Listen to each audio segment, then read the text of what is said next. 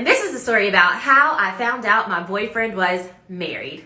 Before I start though, I do want to say, although I am telling the story on social media and it's for entertainment, it's still my real life. So you can ask questions, but be mindful of your tact when you're asking the questions because it's still something that I'm dealing with. I literally just found out about it at like midnight last night. So it's still pretty fresh.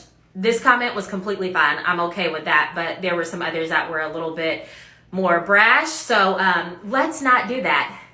Let's get started. So I first want to start off by saying a woman's intuition is never wrong. Never wrong. There was absolutely nothing that made me think that I needed to be worried or start digging on this man. Absolutely nothing. But I just got a random download sitting here last night and it said, search. Like, you need to search. So I told my best friends and that's what we did. So me and my best friends put on our FBI badges and we started digging. And boy, did we find a lot. Now, a couple things that you guys need to know. One, it was a long distance relationship, so there were a lot of things that I wouldn't have seen had we been in the same area versus him being long distance. Two, before we even got started, I made sure to ask multiple times if he was married because let's be honest, men are not honest. They won't give you the information, but sometimes if you ask, they will. He didn't. Let's move on.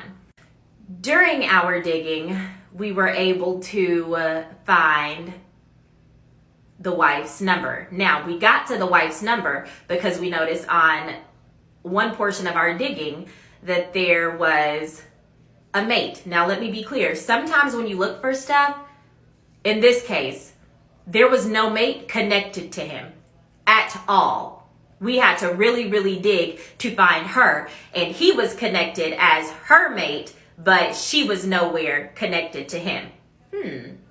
Wonder how that happened.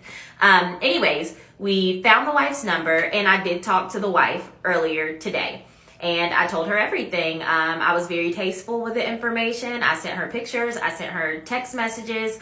And it was a very forward-moving conversation. She was not ugly. I was not ugly. My point in contacting her wasn't to tear her down or make her feel bad. It was just to make her aware. But just know that people will lie about anything. And I found out that he lied about a lot through the entire process. About ownership of properties and businesses, about locations of where he was, blaming it on a very, very ill relative.